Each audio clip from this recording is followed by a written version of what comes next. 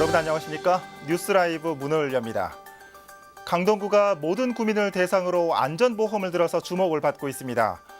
내년부터 강동 구민이면 일상생활 사고나 재난 피해 시 최고 1,000만 원까지 보험금이 지급된다고 합니다.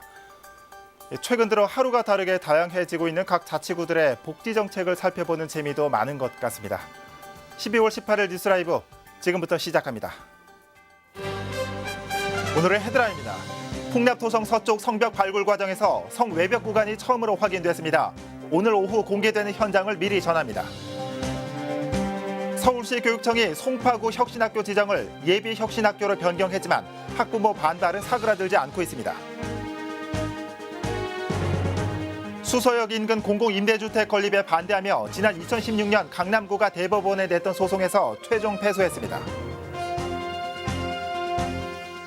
광진구의회의 주민 여론조사 결과 0.2%포인트 차이로 의정비가 많다는 의견이 많았습니다. 동결될 가능성도 있습니다.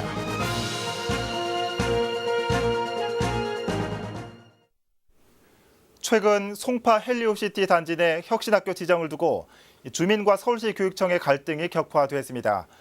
일단 서울시 교육청은 한 발 물러서 개교 후 재논의할 수 있도록 했지만 주민 반발은 사그라들지 않고 있습니다. 태윤영 기자입니다. 내년 3월 개교를 앞둔 송파 헬리오시티 단지 내 가락초와 해누리 초중학교입니다. 최근 해당 학교의 혁신학교 지정을 두고 서울시 교육청과 예비 입주자 간의 갈등이 격화됐습니다. 서울시 교육청이 교육감 직권으로 혁신학교 지정을 추진했기 때문인데 간담회 자리에서 조희연 교육감이 주민에게 등을 맞는가 하면 주민 한 명이 병원에 실려가는 소동도 빚어졌습니다. 다쳤어요? 그래, 윤석구가 넘어졌잖아!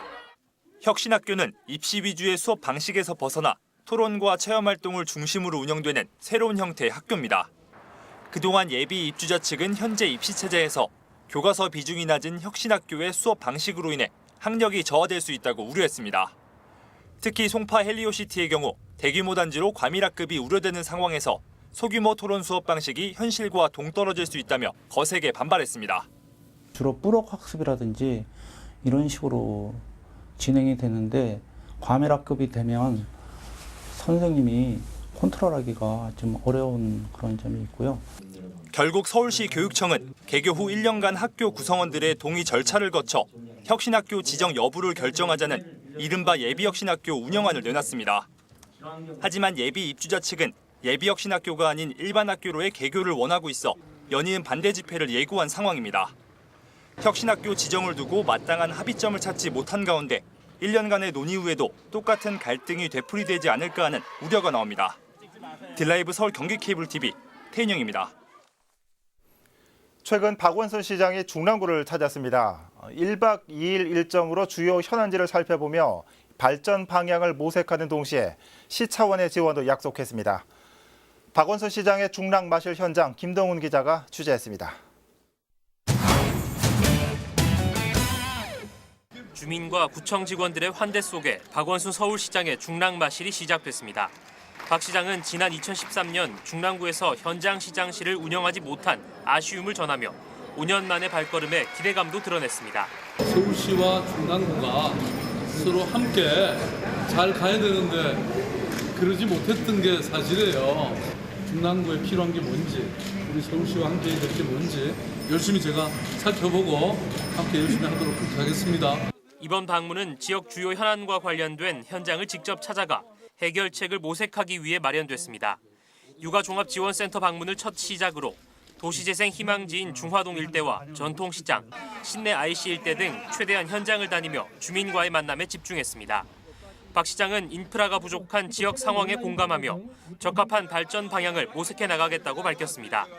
다른 지역에 비하면 여러 가지 그 발전이 지체된 곳이기 때문에 좀 더 뭔가 투자해야 된다는 생각은 있습니다. 그런데 그걸 어디다 어떻게 무엇을 할 건지 그거는 조금 더 우리가 고민을 할 필요가 있어서 1박 2일 민생 투어를 통해 중랑구를 한층 더 알아간 박원순 서울시장. 지역 발전을 위한 지원을 약속하는 동시에 주민들의 주체적인 역할도 강조했습니다. 딜라이브 서울 경기 케이블 TV 김동훈입니다.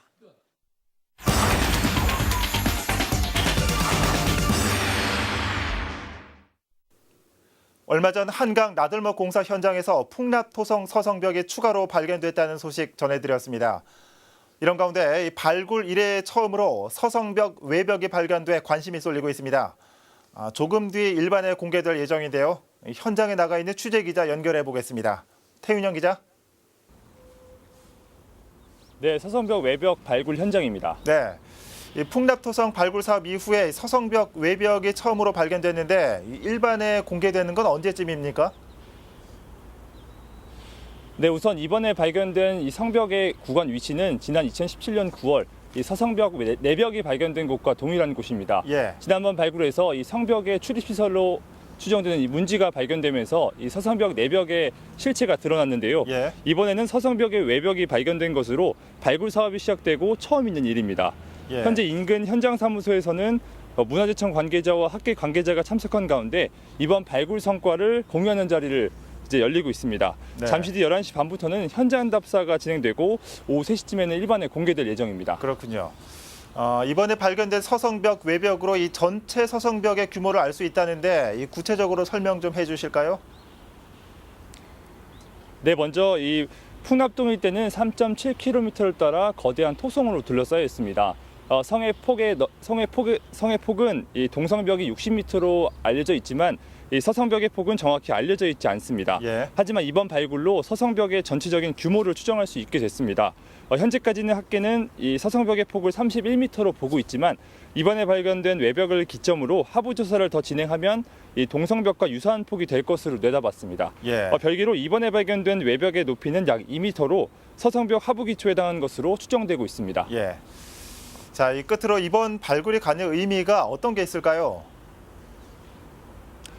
우선 학계에서는 그동안 을축년 대홍수로 유실된 것으로 추정됐던 이 서성벽의 실체가 좀 더 명확해졌다는 것에 의미를 두고 있습니다. 예. 아울러 송파구청은 지금 진행 중인 이 풍납토성 이 법정 삼표 측과의 법정 다툼에서 좀 더 유리할 것으로 보고 있는데요. 예. 지금껏 서성벽이 풍납공장 부지를 관통하는지에 대해서 송파구청과 삼표 측이 소송전을 벌여왔습니다. 지난번 한강 나들목에서 발견된 잔존 성벽에 이어서 이번 발견으로 이 서성벽이 풍납공장 부지를 통과한다는 이 송파구청의 기존 주장에 힘을 얻게 됐습니다. 예. 이로써 향후 소송에도 적지 않은 영향이 미칠 것으로 보입니다. 지금까지 풍납토성 발굴 현장에서 전해드렸습니다. 네. 태윤영 기자 잘 들었습니다. 이번 외벽 발견으로 이 서성벽의 존재가 좀 더 명확해진 것 같습니다. 공장 부지 이전을 두고 벌어지고 있는 송파구와 삼표 측의 지루한 싸움에도 어떤 영향을 미칠지 관심이 모아지고 있습니다. 서성벽 외벽 발굴 현장 연결해 봤습니다.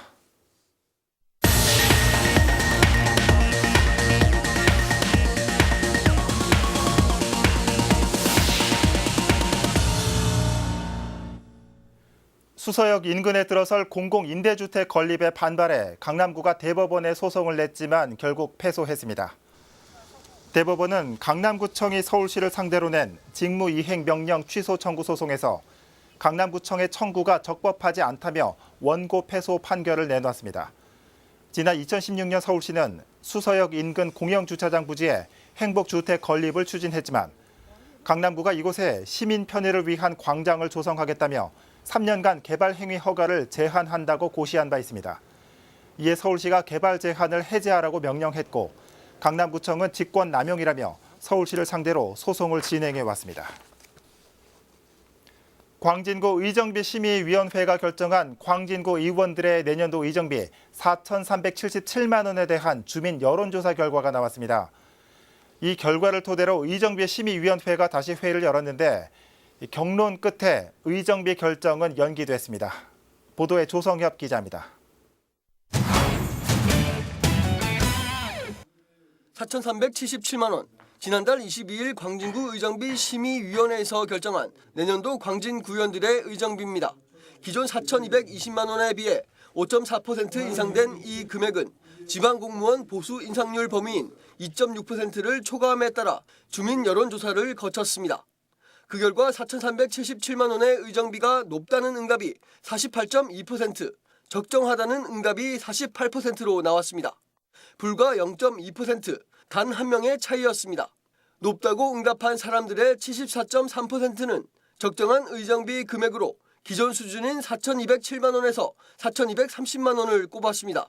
해당 결과를 토대로 이달 11일 의정비 심의위원회가 다시 열렸습니다. 하지만 제적 인원 9명의 의견은 시종일관 6대 3으로 갈렸습니다. 6명의 위원들은 여론조사 결과 높다는 의견과 적정하다는 의견이 불과 0.2% 차이에 불과하다며 5.4% 수준의 인상안을 주장했습니다. 반면 3명의 위원들은 0.2% 차이라도 여론조사 결과에 따라야 한다며 맞섰습니다. 양측은 경론을 펼치며 5번이나 표결했지만 의결 정족수 7명을 채우지 못하며 결론을 내지 못했습니다. 결국 심의위원회는 이달 18일 다시 회의를 열어 의정비를 재심의하기로 결정했습니다. 한편 심의위원들의 표결이 의결 정족수를 넘지 못할 경우 여론조사에서 가장 많은 선택을 받은 금액인 4,207만 원에서 4,230만 원 사이에서 의정비가 결정되는 만큼 의정비가 동결되거나 인하될 가능성도 적지 않습니다. 딜라이브 서울경기 케이블TV 조성엽입니다. 고령화 시대에 접어들면서 노인 질환에 관심이 커지고 있는 요즘입니다. 특히 치매를 앓는 노인들이 많아지면서 이에 대한 논의도 활발합니다. 강동구에서는 치매 예방과 관리 방법을 주제로 한 자리가 마련됐습니다. 박영찬 기자의 보도입니다. 올 한 해 강동구에서 발생한 치매 환자 수는 5,400여 명.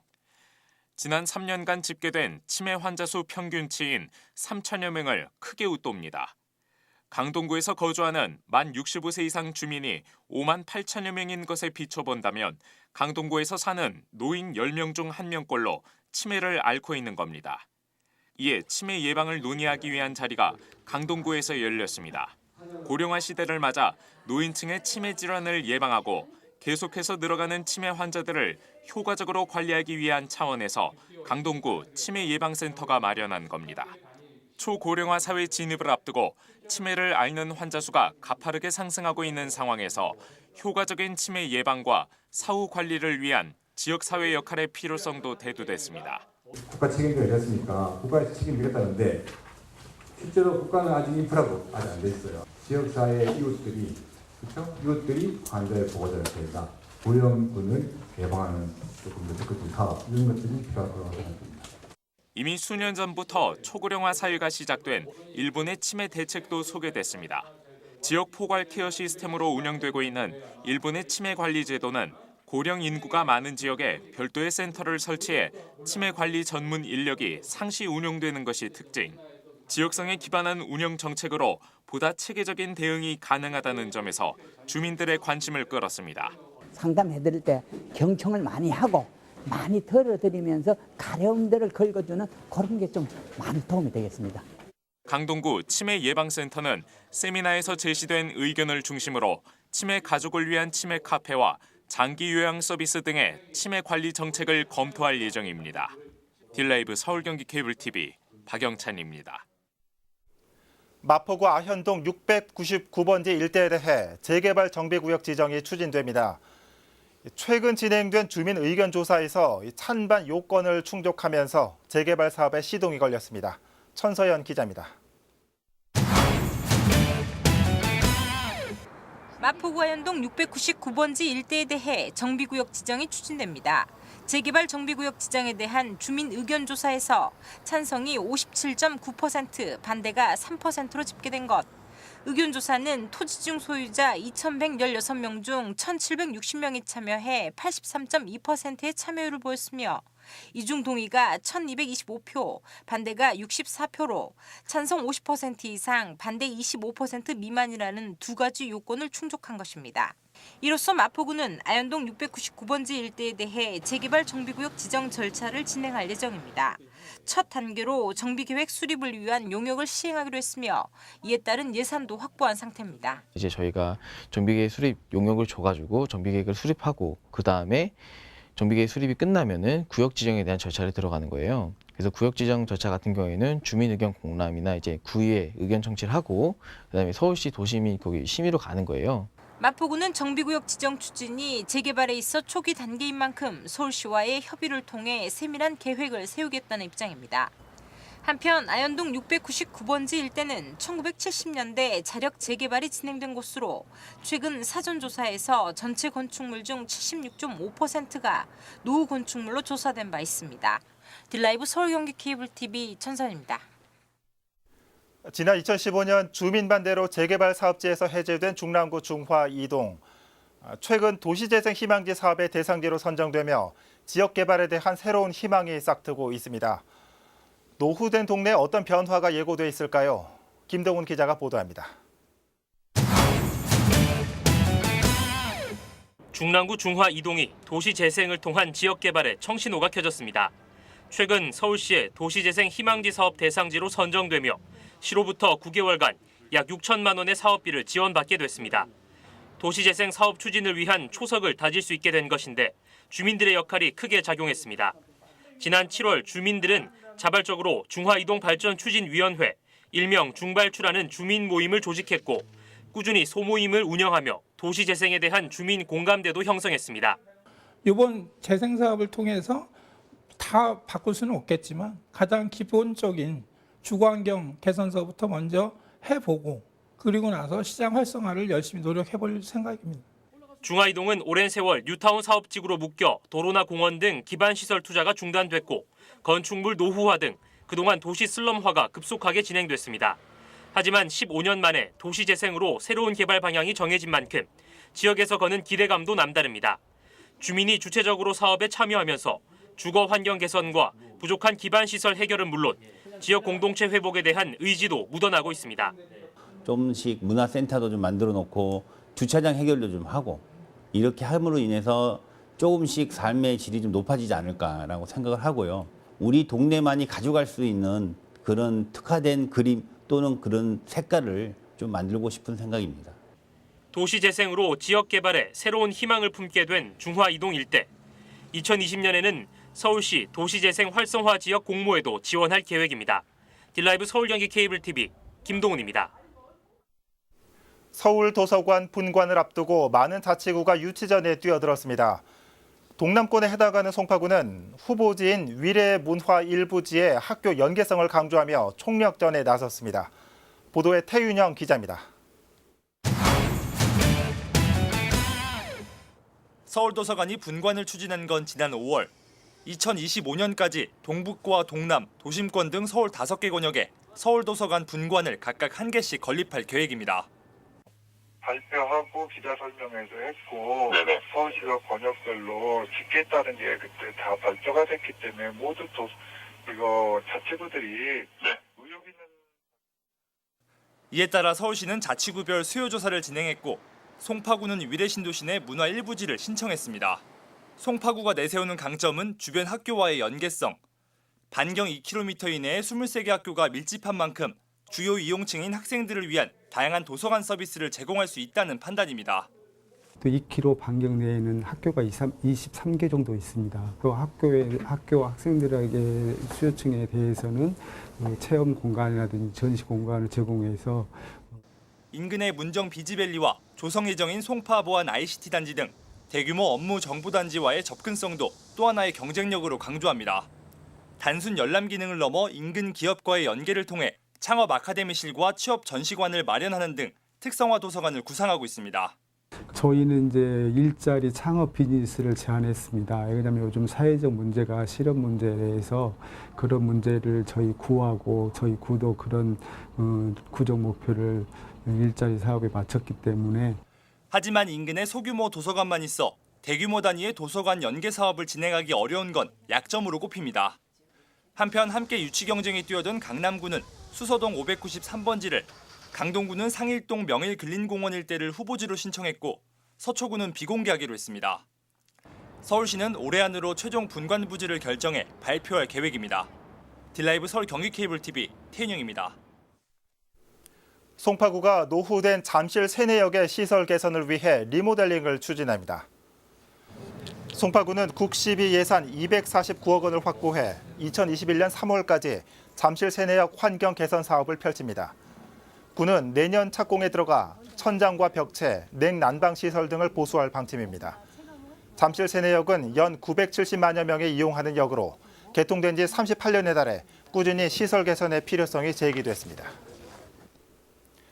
서대문군의 5개 동에서 지난 13일 주민자치회가 출범했습니다. 주민자치회는 주민들의 의사결정기구로 주민 스스로가 자치계획 수립과 주민총회 개최, 주민참여 예산 심사 등을 맡는 활동을 합니다. 서대문구에서는 천연동과 연희동, 홍제 1동, 남가좌 1동, 북가좌 1동에서 주민자치회가 구성됐으며 2020년까지 지역 내 14개 모든 동으로 주민자치회가 확대될 계획입니다. 마포구와 서울 서부교육지원청이 지난 13일 마포구 교육 발전을 위한 업무 협약을 체결했습니다. 이번 협약은 교육 공공성을 강화하기 위해 진행된 것입니다. 주요 내용은 어린 자녀를 믿고 맡길 수 있는 공립유치원 확충과 근로여건 조성을 위한 방과 후 돌봄교실 확대, 학교 시설의 안전 점검과 노후 시설 교체 등입니다. 향후 교육청이 공립유치원을 신설 또는 증설하는 경우 마포구가 교육경비 보조금을 적극 지원하기로 했으며 내년도 증설 예정인 돌봄교실 8개 실에 대해서 구가 프로그램 운영비와 보조교사 인건비 등을 지원하고 서부교육지원청은 교실 증설에 따른 리모델링비를 지원하기로 협약했습니다. 노원구가 내일 오후 1시부터 노원 마을 미디어 지원센터 개관식을 개최합니다. 상계이동 옛 청소년 공부방 자리에 들어선 노원 마을 미디어 지원센터는 지하 1층, 지상 4층 규모입니다. 미디어 센터는 주민 소통 문화 확산을 위한 시설로 영상 스튜디오와 방송실, 라디오 스튜디오 등을 갖췄습니다. 노원 구민이면 누구나 교육 강좌를 들을 수 있고 장비를 통해 직접 방송을 제작해 볼 수도 있습니다.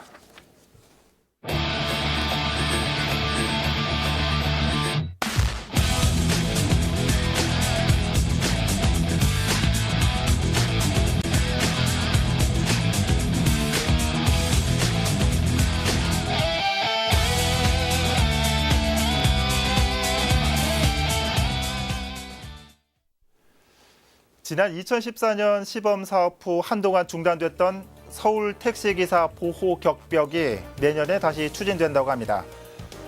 취객 폭행 등으로 택시기사 안전을 보호한다는 취지입니다.